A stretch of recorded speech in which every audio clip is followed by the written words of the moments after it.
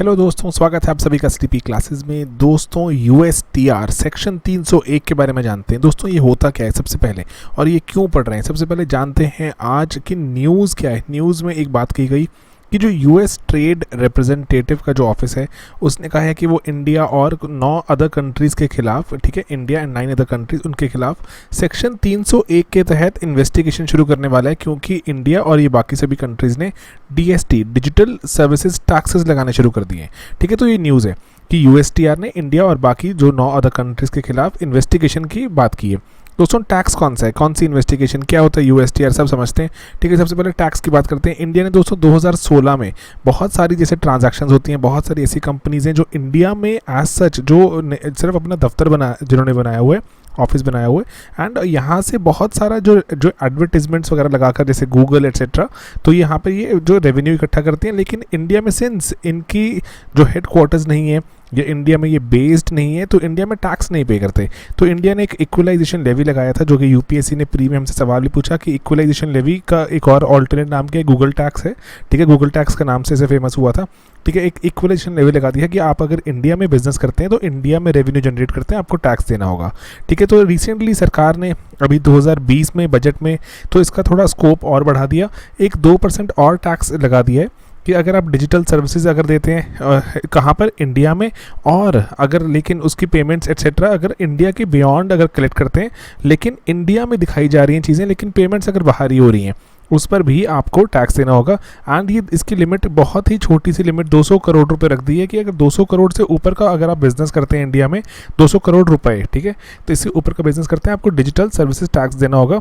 तो जैसे ये कंपनीज हैं गूगल, फेसबुक, एप्पल, अमेजॉन, ये इसके दायरे में आ जाएंगी।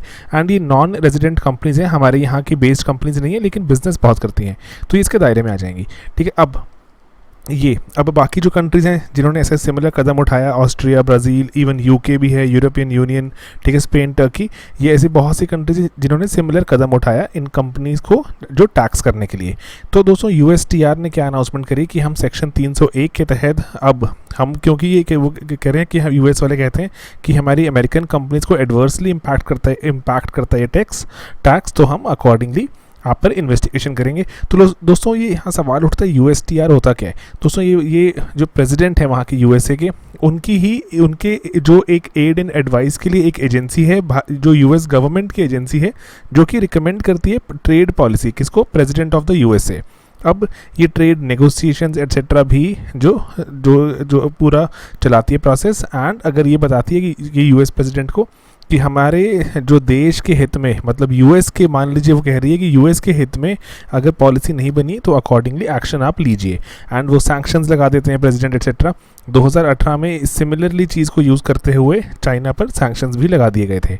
ओके दोस्तों, 301 सेक्शन 301 जिसकी बात हो रही है, ये प्रेसिडेंट को एम्पावर करता है कि ऐसे जो अगर ऐसे कुछ अगर स्टेप्स उठाए किसी कंट्री ने, तो वहाँ पर अगर अनरीजनेबल या डिस्क्रिमिनेटरी प्रैक्टिस है तो अकॉर्डिंगली आप उस पर कुछ ना कुछ बैन लगा सकते हैं। तो दोस्तों यहाँ पर एक और बात है कि ये कैसे स्टेप कैसे उठाती है, जो यूएसटीआर कैसे कदम उठाती है। सबसे पहली बात तो ये खुद से भी इनिशिएट कर सकती है, ऐसे कोई कि ज़रूरी नहीं है कोई किसी ने कंप्लेंट की हो, लेकिन अगर कोई कंप्लेंट भी कर दे कोई फर्म या इंडस्ट्री, उस पर भी ये जो इन्वेस्टिगेशंस करती है। अब लेकिन इन्वेस्टिगेशन होगी तो क्या होगा, तो इंडिया को मौका मिलेगा, बाकी कंट्रीज़ को भी, कि अगर ऑब्जेक्शंस हैं और कुछ कमेंट्स करने का, पब्लिक हियरिंग्स होती हैं, तो इसी कारण से 15 जुलाई तक का टाइम दिया गया कि इंडिया को कि आप अपना रिप्लाई फाइल कर सकते हैं कि आपने ऐसा क्यों किया। इंडिया ने रिस्पॉन्स देना शुरू कर दिए।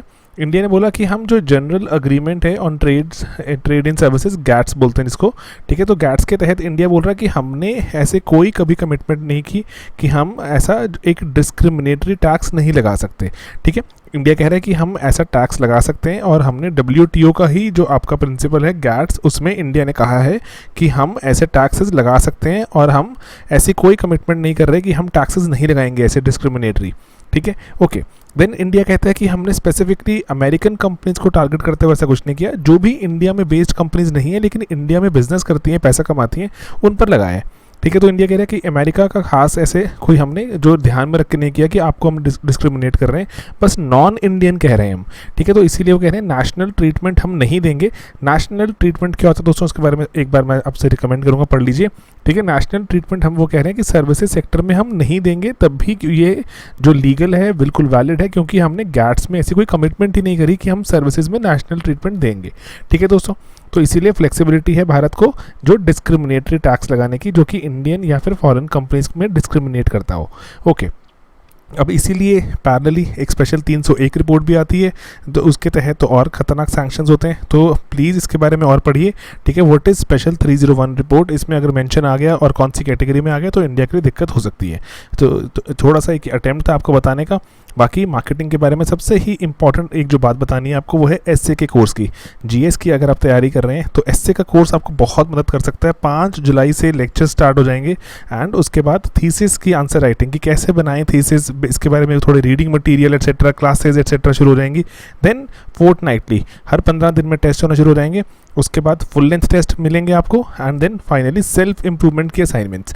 तो एक जो सिंपल सी चीज़ है, एसए बच्चे बहुत अंडर एस्टिमेट करते हैं। 250 मार्क्स है, आप इतनी सारी मेहनत करते हैं, GS1 में 2, 3 सभी 250 मार्क्स के हैं, और एसए अकेले हमारे जो सिर्फ 2 आप आंसर लिखते हैं हज़ार शब्दों के, 250 मार्क्स। तो इसीलिए इस पर अगर आप मेहनत नहीं कर रहे तो डेफिनेटली आप अपने रैंक में कहीं ना कहीं कॉम्प्रोमाइज़ कर रहे हैं। ठीक है, तो इसीलिए हमने एक स्पेशल कोर्स बनाया। अगर हमारा जो जीएस का हमारा जो पीसीएम का कोर्स है, पीसीएम के कोर्स में भी हमारे एसए की क्लासेस शामिल हैं, लेकिन अगर आपको एसए इवैल्यूएट कराने हैं तो वो आपको एसए का कोर्स है, बहुत ही सुपर कॉस्ट इफेक्टिव, हमने इकोनॉमिकल ही चीज़ें रखी हैं सारी।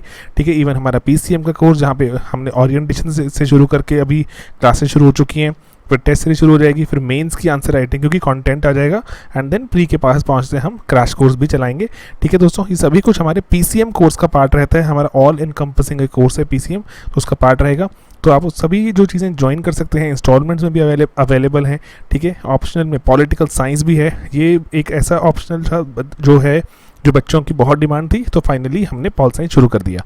ठीक है, एंड देन मतलब मैम ने लेक्चर्स भी डाले हुए हैं बहुत पहले के, आप देख सकते हैं। अब फुल फ्लेजेड एक कोर्स है, एक एक चीज़ कवर की जा रही है, कॉम्बिनेशंस भी हैं अवेलेबल, वेरियस एसेज एटसेट्रा की, आप इसको अवेल कर सकते हैं, एंड जो टेस्ट सीरीज भी है। सिंपल सी बात है, आपको जो हमारे sleepyclasses.com पर टारगेट 2021 में जाना है, एसए या फिर पॉल साइंस एटसेट्रा, जो भी आपको कोर्स चाहिए accordingly that is available there. कोई ज़्यादा ऐसे कोई जो ढूंढने की ज़रूरत नहीं पड़ेगी आपको। ठीक है, अदरवाइज 2020 टारगेट कर रहे हैं तो अभी टेस्ट सीरीज़ भी आप अटेम्प्ट कर सकते हैं, एंड क्रैश कोर्स अगेन बहुत ही क्यूरेटेड कंटेंट रहता है हमारा, फालतू की ऐसे हम कुछ जो यहाँ वहाँ की बातें नहीं करते, सिर्फ कंटेंट पर फोकस रहते हैं। तो कंटेंट पढ़िए, सेक्शनल अगर आपको कोई चाहिए प्री के लिए, सेक्शनल भी हमारे कंपोनेंट्स अवेलेबल हैं, बाकी अनंत कंटेंट अवेलेबल है प्री के और प्री मिक्स में। करंट अफेयर्स हैं, है ना, क्वेश्चंस हैं, पीडीएफ्स हमारी वेबसाइट पर और टेलीग्राम चैनल पर भी हम शेयर करते रहते हैं।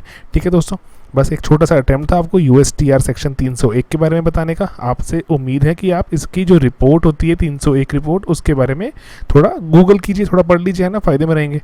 ऑलराइट, चलिए मिलते हैं दोस्तों अगले लेक्चर में बहुत जल्द। Bye bye.